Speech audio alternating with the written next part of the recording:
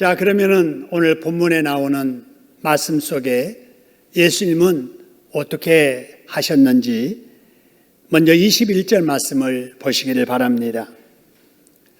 예수님께서 주로 사역하셨던 곳은 갈릴리 지방이셨지요. 이제 예수님께서 그 갈릴리 지방을 떠나셔서 그 북쪽 지역인 바로 두로와 시돈 지역으로 가셨습니다. 그곳에서 22절의 말씀처럼 예수님께서 가나안의 한 여자를 만나시지요.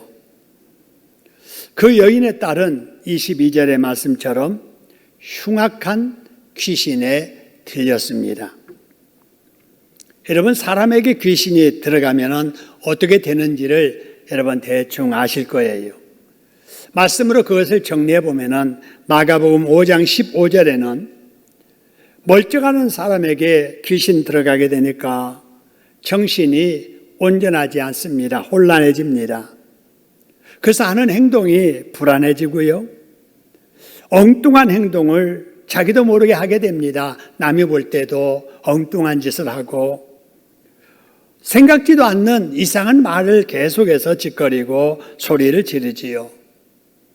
이런 사람들 우리가 옆에서 볼 때 미쳤다 이렇게 말하지 않아요? 귀신 들어가면 사람이 미쳐버리지요. 두 번째로 마태복음 8장 16절의 말씀처럼 멀쩡하던 사람에게 귀신이 들어가면 몸에 병이 생기게 됩니다. 모든 병이 귀신 때문에 오는 건 아니지만 귀신이 들어가기 때문에 생기는 병도 있다라는 거지요. 만약 이렇게 생긴 병은 아무리 좋은 약을 쓰고 용한 의사 찾아가서 치료를 받아도 고쳐지지 않습니다. 진단을 받아보니까 아무런 이상이 없는데 계속해서 아프다. 바로 그것은 혹이라도 귀신 들어가서 그렇게 되지 않았나 생각해 볼 필요가 있겠지요. 사람에게 귀신이 들어가면 마태복음 9장 32절의 말씀처럼 멀쩡하게 말 잘하던 사람이 갑자기 말을 못하게 됩니다. 벙어리가 됩니다. 또 마태복음 12장 22절의 말씀 보니까 사람에게 귀신이 딱 들어가게 되면 잘 보이던 눈도 잘 보이지 않는 거예요. 갑자기 맹인이 되고 소경이 되는 것입니다. 사람에게 귀신이 들어가면 누가복음 9장 32절 그리고 39절의 말씀처럼 갑자기 몸을 벌벌벌 떨게 됩니다. 갑자기 소리를 왁 하고 지릅니다. 갑자기 넘어집니다. 입에서 거품을 흘리면서 스스로 몸을 상하게 하기도 합니다. 그런 전형적인 예가 마태복음 5장에 나오는데 2절 5절의 말씀 보니까 이 사람에게 귀신 딱 들어가니까 집에서 조용하게 잘 지내던 사람이 집을 나가버리게 됩니다. 그리고 공동묘지 사이에 살아가게 됩니다. 사람이 쇠사슬로 묶고 나도 그걸 다 얼마나 힘이 센지 끊어버립니다. 그리고 소리를 막 지르니까 그렇지 않아도 공동묘지 앞을 지나서 건너편으로 가야 될 사람들 무서워서 갈 수가 없는 거예요.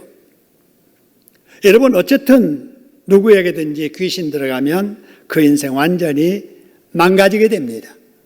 여러분, 마귀가 목적하는 바가 이거예요. 사람 망가지게 합니다. 그 마귀의 쫄개들인 귀신들이 목적하고 활동하는 것이 바로 사람이 이렇게 해서 망하게 하려는 거예요. 그런데 바로 이 예수님을 만난 이 여인의 딸에게 귀신이 들렸다는 거예요. 여러분, 그러니 그의 딸을 둔 엄마의 입장에서 얼마나 가슴이 아팠겠어요. 여러분, 그 여인의 마음이나 우리 마음이나 자식에게 향하는 부모의 마음은 다 같지 않아요.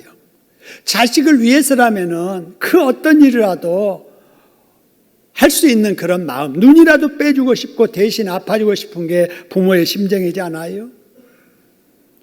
이렇게 이 여인의 딸이 귀신 들렸다는 소문이 나자 많은 사람들에게 좋다는 약, 이거 좋대, 이거 좋대. 저기 가면은 그 사람 용하대. 그 소리 들으면 가만히 있을 수가 없지요. 그래서 찾아가서 약을 사다 먹여보기도 하고 찾아가서 의원에게 치료를 받기도 하는데 아무리 그렇게 해도 아무 효험이 없는 거예요. 낫지 않는 거예요. 돈은 다 들어가고 또 수고는 해도 효과가 없으니까 여러분 낙심하게 되지요. 절망하게 되지요. 아무리 엄마지만은 하다 못하니까 이제는 절망하고, 이제는 딸 고칠 길이 없으니까 체념하고, 귀신 들려서 사람 노릇 못하고 사는 딸을 보고 살아야 되는 이러한 여인, 얼마나 안타깝겠습니까? 여러분, 그런데 28절의 말씀을 보면 예수님께서 그 여인에게 이렇게 말씀하십니다. 내 소원대로 되리라 라고 말씀하셨더니 그때부터 그의 딸이 어떻게 됐다고요? 낫게 됐다. 귀신이 떠나가게 됐습니다. 할렐루야. 온전하게 회복됐습니다. 할렐루야. 여러분, 어찌 된 일이지요?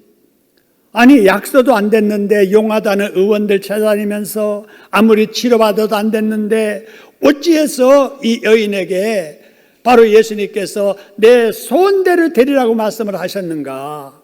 어찌하여 그때부터 딸이 낫게 되었는가라고 하는 겁니다. 여러분, 이 시간에 그 이유를 나누려고 합니다.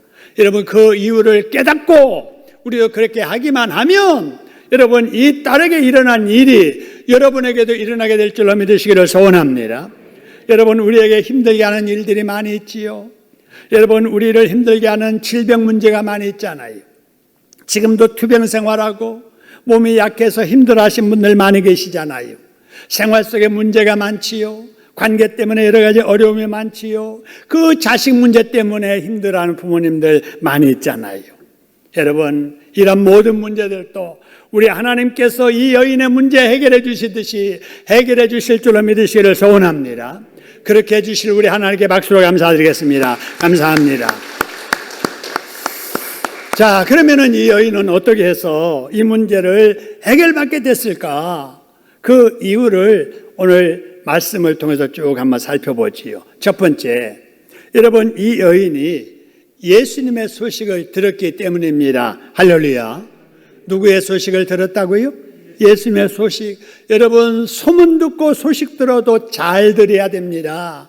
유튜브에서 엉뚱한 소리 듣고, 여러분 드라마에서 이상한 이야기 듣고, 여러분 이런 거 자꾸 듣다 보면은 우리에게 영적으로 도움이 잘 안 됩니다. 여러분, 들어도 골라서 잘 들으시기를 소원합니다.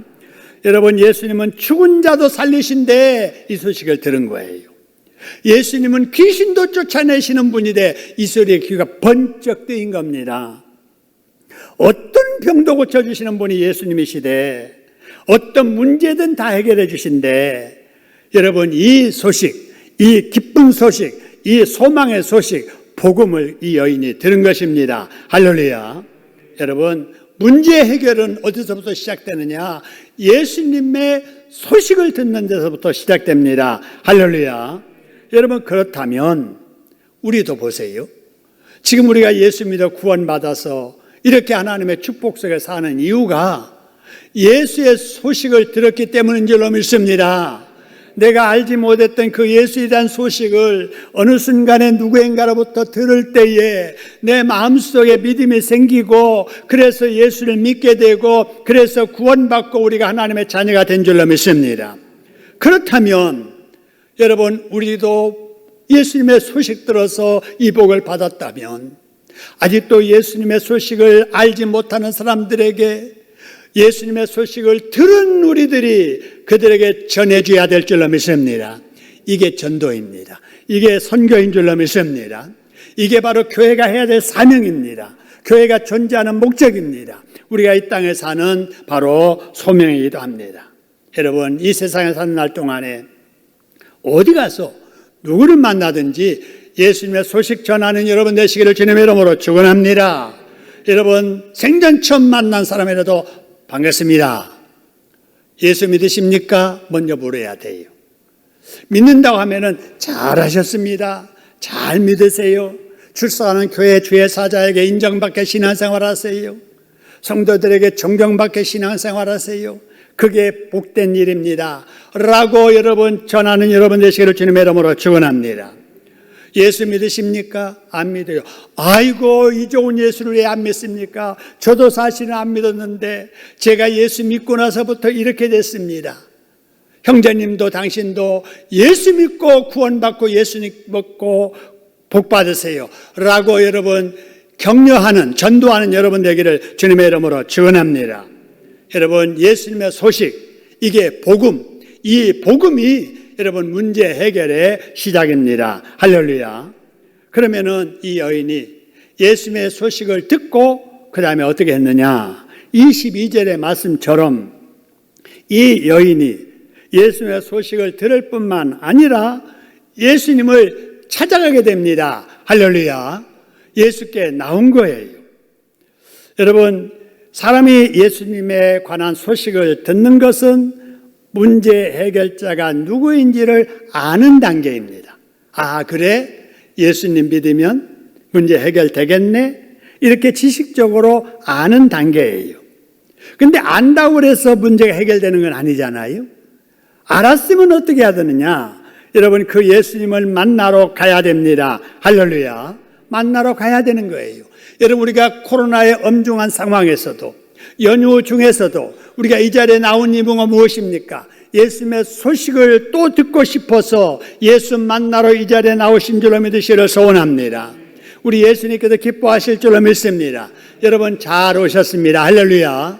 우리 좀 거리 두고 앉아 있지만은 우리 옆 사람들에게 참 잘 오셨습니다. 반갑습니다. 우리 한번 인사하실까요? 참 잘 오셨습니다. 예, 반갑습니다. 예, 그렇습니다.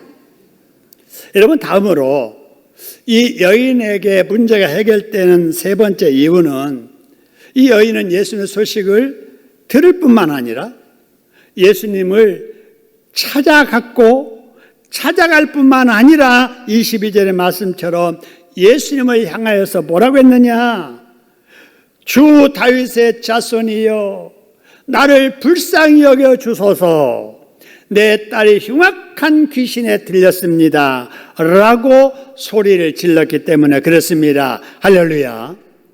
여러분, 이 말씀을 조금만 좀 깊게 생각하면은요, 이 여인은 가나안 여자라고 되어 있잖아요. 가나안 땅은 이방 민족입니다. 이방 신을 섬기는 이방 나라의 사람이에요. 그러니까 이 나라에 살던 이 가나안 여자가 예수님을 주라고 안다? 놀라운 일이에요. 그 예수님이 다윗의 자손이다?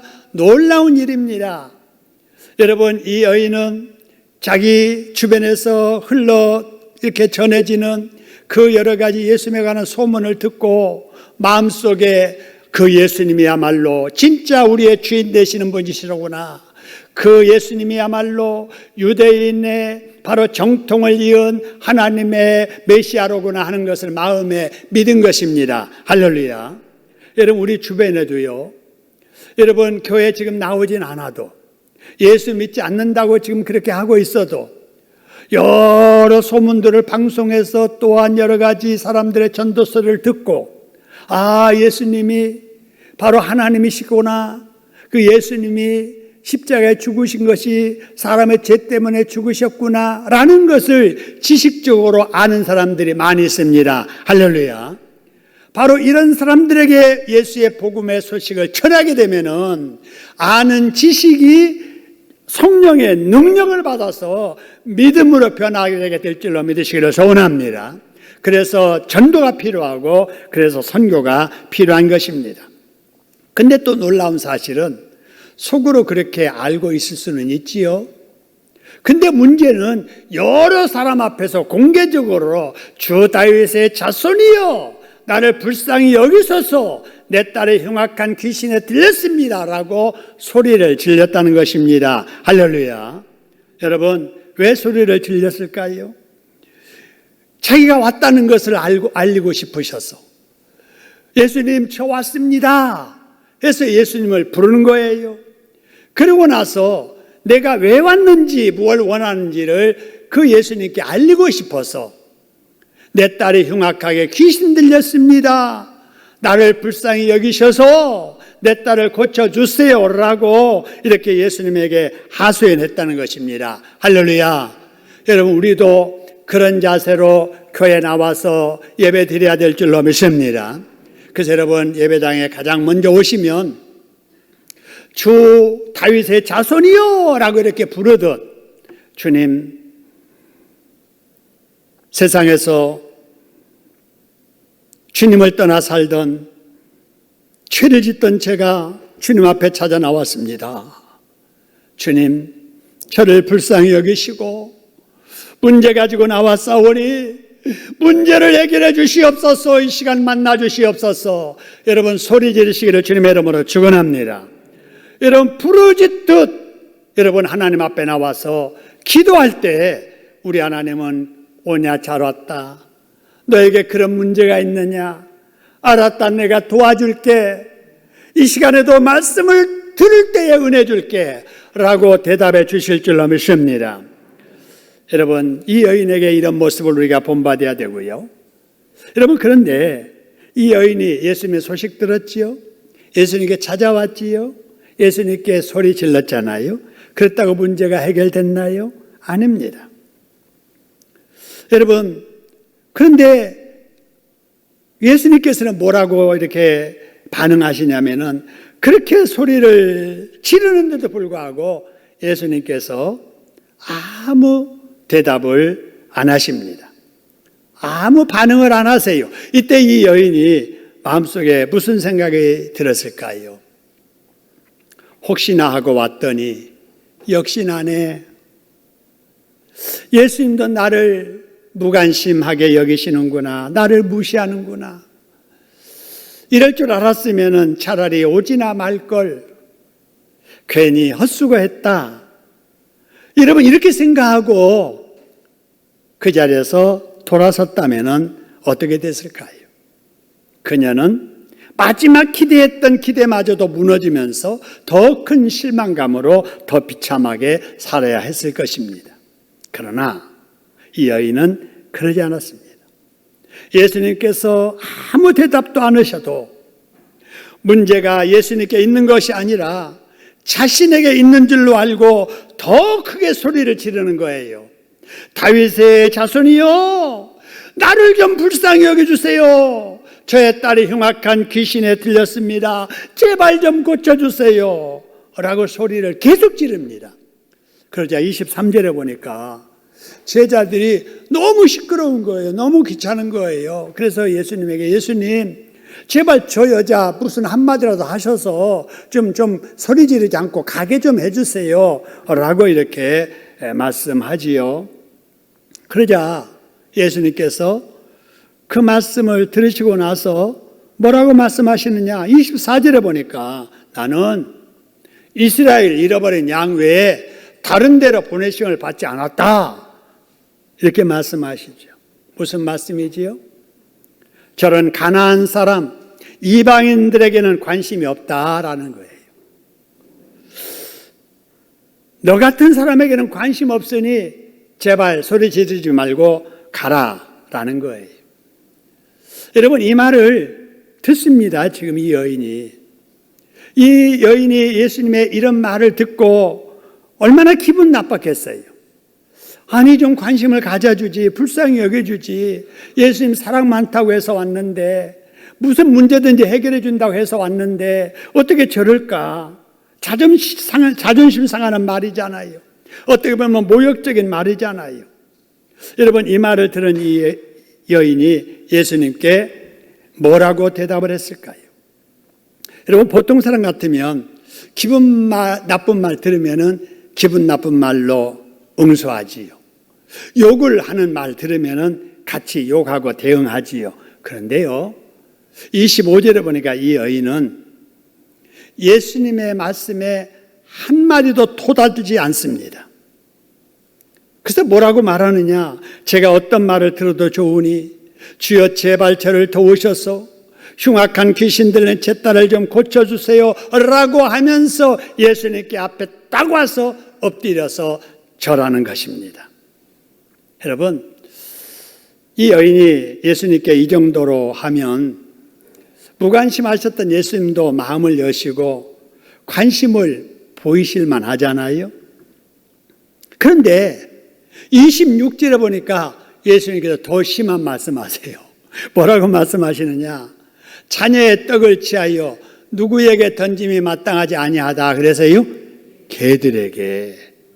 여러분 무슨 말씀이에요? 예수님께서 그 여인을 무슨 취급하시는 거예요? 개 취급을 하시는 거예요. 여러분 이 말을 들으면 참다 못해서 여러분 이 여인이 한마디 할 법하지 않아요. 아니 예수님 제가 듣자 하니 말씀 너무 심하시네요. 아니 이방인이 다 개입니까? 아니 나를 그럼 개 취급합니까? 아마 이러면서 감정을 표현해서 예수님의 말에 대꾸 들고 이렇게 맞설 것 같은데 여러분 그러지 않습니다.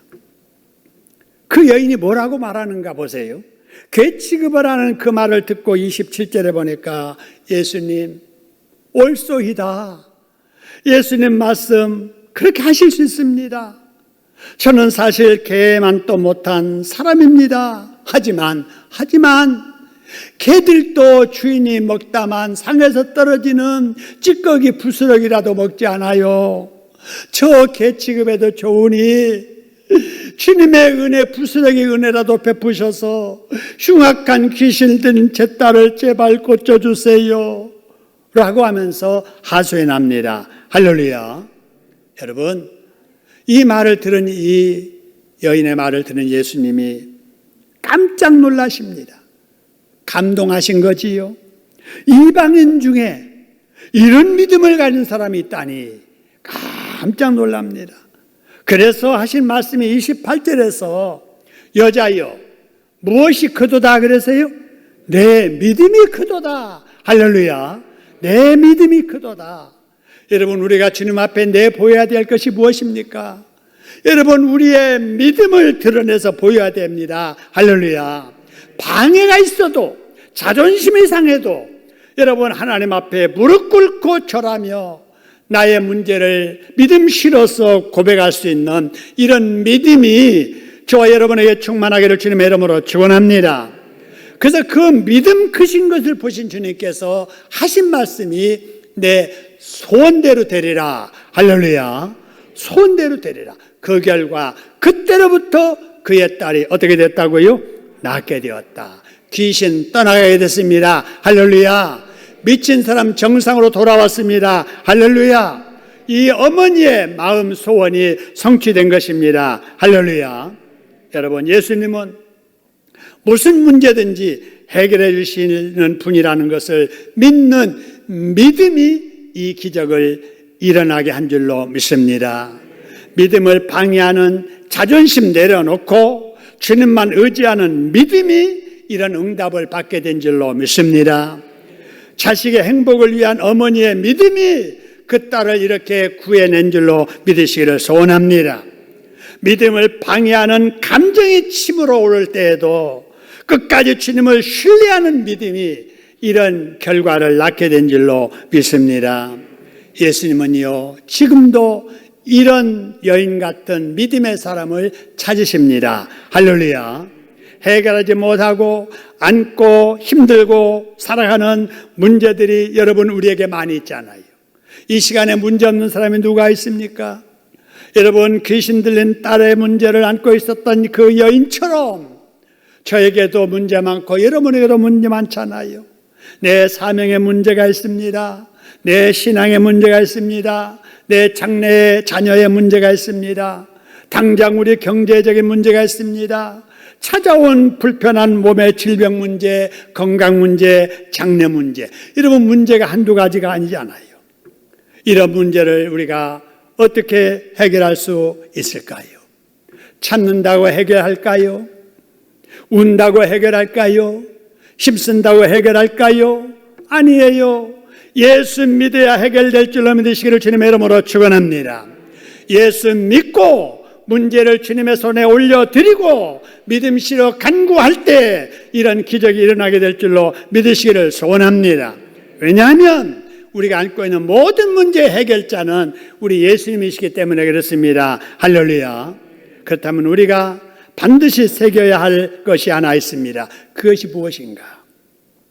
예수님께서는 여러분의 문제를 해결해 주시되 여러분을 통해서 문제를 해결해 주실 것이라는 겁니다. 할렐루야. 한번 따라합시다. 예수님께서 문제를 해결해 주시되 나를 통해서 해결해 주실 것이다. 할렐루야. 그래서 문제를 해결받고 못 받고는 누구에게 달려있다? 각자 나에게 달려있는 거예요. 나에게. 내가 어떻게 하느냐에 따라서 내 문제가 해결되기도 하고 해결 안 되기도 해요. 예수님께서는 이미 문제 해결해 주시려고 다 준비하고 계세요. 기다리고 계셔요. 가나안 여인과 같은 믿음만 확인되면 가나안의 여인의 문제만 아니라 모든 문제, 여러분의 모든 문제도 해결해 주실 줄로 믿으시기를 소원합니다. 여러분, 여러분의 문제를 여러분을 통해서 해결해 주실 것이며 여러분의 자식의 문제도 여러분을 통해서 해결해 주실 줄로 믿으시기를 소원합니다. 그러므로 우리는 본문에 나온 여인처럼 해야 됩니다. 어떻게 해야 되느냐? 첫째, 아까 이 여인이 예수의 소문을 들었잖아요. 이 예수의 소문을 들은 데서부터 문제 해결이 시작됐잖아요. 그렇기 때문에 오늘날 우리들도 예수의 소식을 이미 들었지만은 계속해서 듣고 또 듣고 계속해서 들어야 될 줄로 믿으시기를 소원합니다. 오늘 주일날 여러분 예수의 소문 이 자리에 와서 또 듣지 않아요? 여러분 수요일날도 나와서 들으시기를 소원합니다. 여러분 새벽마다 예수의 소문이 선포됩니다. 한 번이라도 더 예배 출석해서 예수의 소식을 들으려고 최선을 다하시기를 소원합니다. 여러분 또한 예수님의 소식이 성경에 기록되어 있잖아요.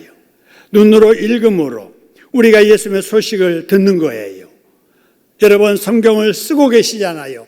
다 예수님의 소식을 듣는 과정입니다.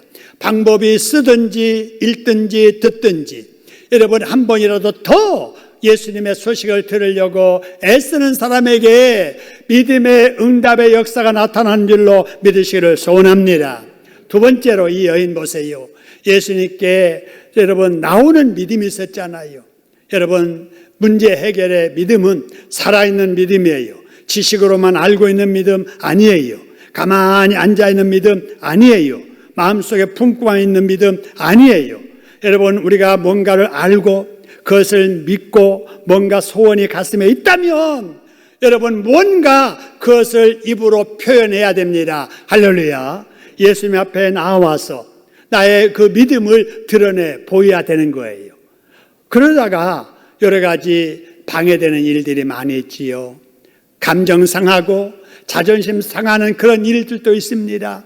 여러분 해보세요. 내가 기도 좀 열심히 해야지. 내가 은혜 생활 좀 잘해야지. 이제 봉사생활 좀 잘해야지. 여러분 그러게 되면은 반드시 시험되는 일이 생깁니다.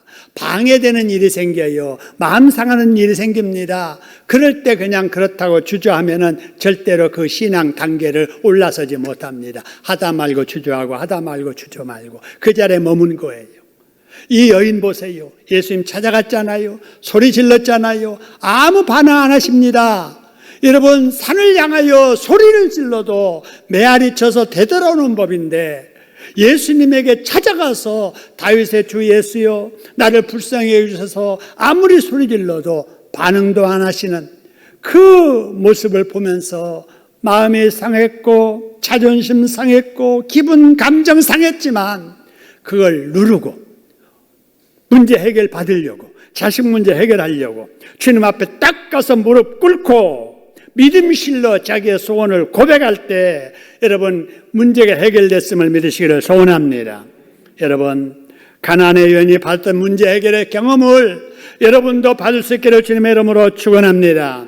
안고 있는 문제 많아도 예수님 앞에 나와서 믿음 실로 기도하기만 하면은 예수님은 지금도 여러분의 문제 해결해 주실 줄로 믿으시기를 소원합니다. 지금 여러분 코로나 엄중한 상황입니다. 그래서 여러 가지 문제가 많이 있습니다. 가장 큰 문제는 방역을 위해서 사회적 거리두기 하다가 하나님과의 거리까지 멀어졌다는 이 문제예요. 여러분 절대 그러면 안 됩니다. 여러분 뉴스를 통해서 아니면 우리 일상생활 속에 사회적 거리두기라는 그 말이 들려올 때마다 우리는 영적 사이 좁히기를 해야 됩니다. 할렐루야. 방역을 위해서 사회적인 거리 두고 만남을 자제하고 앉아도 떨어져 앉지만 하나님과의 관계는 더 가까워져야지. 코로나 때문에 멀어지면 안 되잖아요. 근데 안타까운 것은 믿음이 약해서 한두 번 교회 결석하고 교회 멀리 하다 보니까 교회도 멀어지고 하나님도 멀어진 우리의 새가족들이 있다는 거예요. 우리 구역 식구들이 있다는 거예요. 여러분, 이들 그대로 놔두면 안 됩니다. 우리가 그들에게 관심 갖고 그 이름 부르면서 기도하고 전화 걸어서 권면하고 또 찾아가 만나서 권하고, 여러분, 사회적인 거리두기를 해도 예배는 가까이 하자고 서로 격려할 때 약했던 믿음 일어서게 될 줄로 믿으시기를 소원합니다. 이번 주간도 여러분이 그런 일에 힘쓰시기를 바랍니다.